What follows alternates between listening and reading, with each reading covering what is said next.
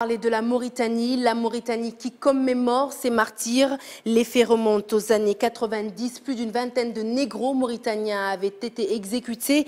Aujourd'hui, des militants de droits de l'homme remettent sur la table le massacre d'Inal. Et fait précisément un confrère qui revient par une conférence de presse et le rappel des faits. Biram Ould Abedi a donné une conférence de presse à Dakar. Le compte rendu, Fatimetou Sodeina.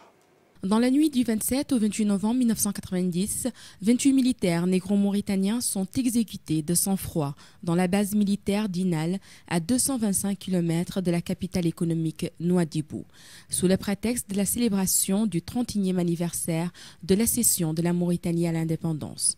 La question de la tentative de génocide reste toujours en suspens, ne trouvant un quelconque règlement juste et définitif. C'est dans ce contexte particulier que le président de l'initiative pour la résurgence du mouvement abolitionniste, M. Biram Ould Abedi, mû par un élan de solidarité avec les victimes et ayant droit, a décidé d'organiser des journées de souvenirs aux martyrs d'Inal les 27 et 28 novembre 2011.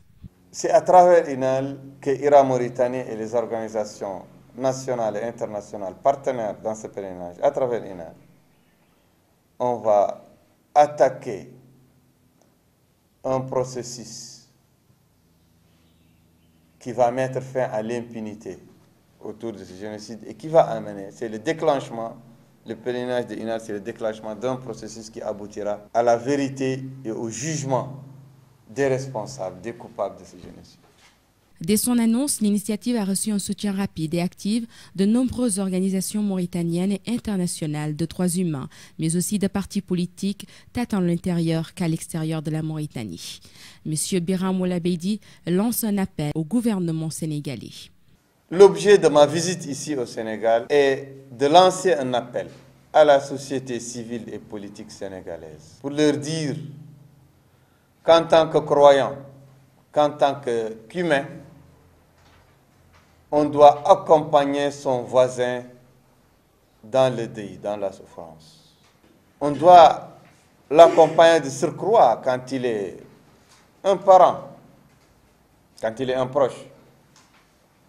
Et le pays le plus proche de la Mauritanie, le pays le plus proche des victimes de cette tentative de génocide en Mauritanie, c'est le Sénégal. Afin que jamais, au plus grand jamais, ne se reproduise en Mauritanie une telle tragédie, que l'impunité n'ait plus droit de citer, que naisse enfin une Mauritanie forte, juste, plurielle et égalitaire.